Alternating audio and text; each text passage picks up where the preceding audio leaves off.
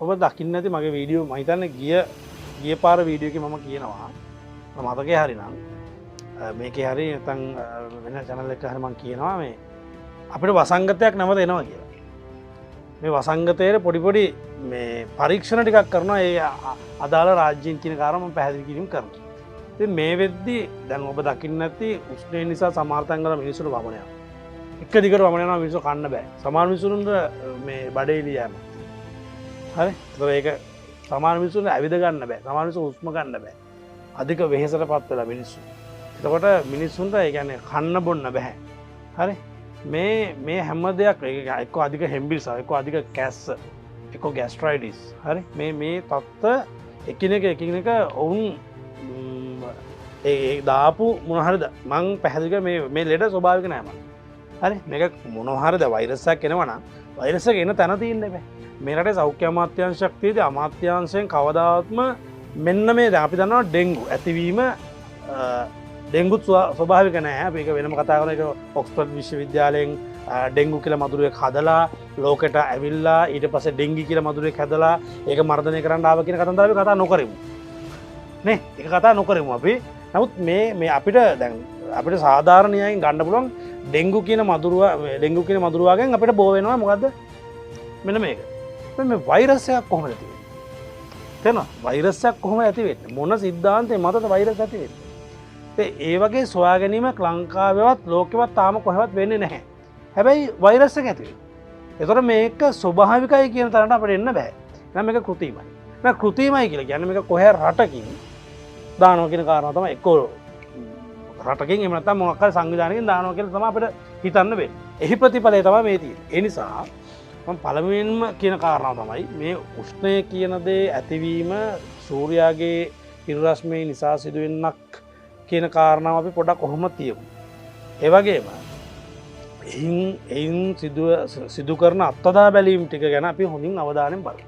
ඒ අත්දැක බැලීම් ටිකෙන් පස්සේ මේ දවසින් දවස මේ මම හැමදාම කියනවා මේ ආණ්ඩුව කරගෙන යන්න බැරි තත්ත්වයට, ඒ කියන්නේ මේ රට කරගෙන යන්න බැරි තත්ත්වයට කුමන හරි ශේෂ්ඨවල මිනිස්සු පීඩාවට පත් කරන එක තමයි කරන්නේ. මොකද මේක 2027 වෙනකල්ම දී වෙනවා.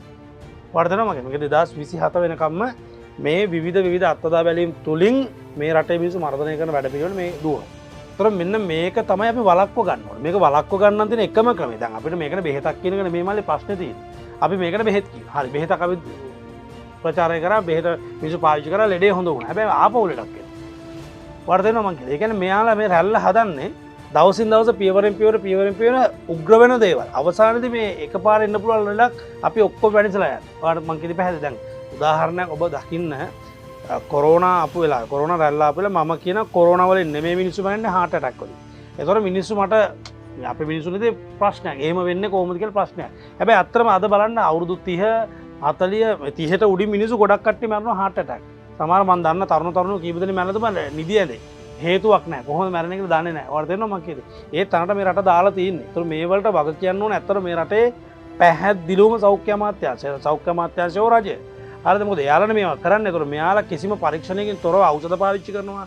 කිසිදු ඖෂධ මේ පරීක්ෂණයකින් තොරව මේ ලෙඩ මොකද්ද ඒක ලෙඩේ තීන්දුව කරලා ඉවරයි. ඒක ලෙඩේ තීන්දුව කරන ලෙඩේ ආවතන දන්නේ නැහැ. එහෙනම් ඒකට විරුද්ධව ජාත්‍යන්තර නීතියකට හරි අපිට ගිහිල්ලා ඒවා මර්ධනය කරගන්න අපිට හැකියාවක් නැහැ. ඒතකොට මේ අපිට දැන් ලෙඩක් එනවා ලෙඩේට බෙහෙත් බොනවා ආපහු ලෙඩක් එනවා ආපහු බෙහෙත් බොනවා. ඔයා බලන්නකො ගිහිල්ලා ඩිස්පෙන්සරි මම ලංකාවේ හැම ඩිස්පෙන්සරි එකම සාමාන්‍ය හැන්දාවට මං හිතන්නේ රෝහල් වල ලෙඩු නෑ ඩිස්පෙන්සරි වල තනිකරම ලෙඩු ඉන්නේ. ඒ තැන අපේ රට ඇවිල්ලා මං කිව්වේ පැහැදිලිද? ඒකෝ මේ තනිකර සල්ලි යන්නේ ඖෂධ නිෂ්පාදන ආයතන වල. ඒකෝ ඔබ කියන්නේ මේ ඖෂධ නිෂ්පාදන ආයතන මෙච්චර කුහකද කියලා. මම අහන්නේ ප්‍රශ්නේ ඔය ප්‍රශ්නේ අපේ මෛත්‍රීපාල සිරිසේන ජනාධිපතිවරයාගෙන් අහලා හරියනවා. හරියටම හරි. එහෙම නැත්නම් අර සේනක බිබිලේ මැරුවයි කියලා අහුවා නම් අන්න හරි මල්ලි. ඔය ප්‍රශ්නට උත්තරේ එතන තියෙනවා. ඒතර මේ ඖෂධ සමාගම් කියන්නේ මොකක්ද කියන එක පිළිබඳව WHO එක කියන්නේ මොකක්ද කියන එක UN එක කියන්නේ මොකක්ද FDA එක කියන්නේ මොකක්ද කියන එක පිළිබඳව මම පහුගිය දවසකට වීඩියෝ එකක් දැම්මා. එහෙනම් මේ ආයතන සහ මේ ආයතන වලින් කරන මේ කූට ව්‍යායාම සහ සමහර බුද්ධියංශ සහ ඒ බුද්ධියංශ වලින් කරන මේ ක්‍රියාදාමයන් නිසා ජනතාවට පීඩාවට පත්වලා ඉන්නවා කියන කාරණාව අපිට තාම තේරෙන්නේ නැති ප්‍රශ්න. ඒ වගේම තමයි විශේෂ ඉල්ලීමක් කරනවා මේ කාරණාවේදී පුළුවන් තරම් මේ හුස්මේ ධාරිතාව, ඒ කියන්නේ හුස්ම ගන්න ධාරිතාව වැඩි කරගන්න උත්සාහ කරන්න. මොකද මේ ඒක අදට නෙමෙයි මම මේක කියන්නේ අනාගතේ අපිට තව ලෙඩක් එනවා එන්න තියෙනවා.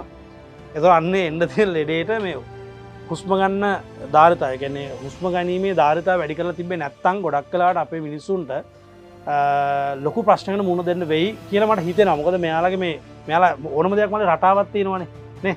අපි ගණිතය කියන විෂයේදී අපි එකින් එක යන රටා තියෙනවා. ඒ වගේ දැන් මට තේරෙනවා මෙයාලා ඊළඟට එන්නේ අනිවාර්යයෙන්ම පෙනහළු සම්බන්ධයෙන් ඇති කරන මොකක් කර දෙයකට කියලා මට පැහැදිලි.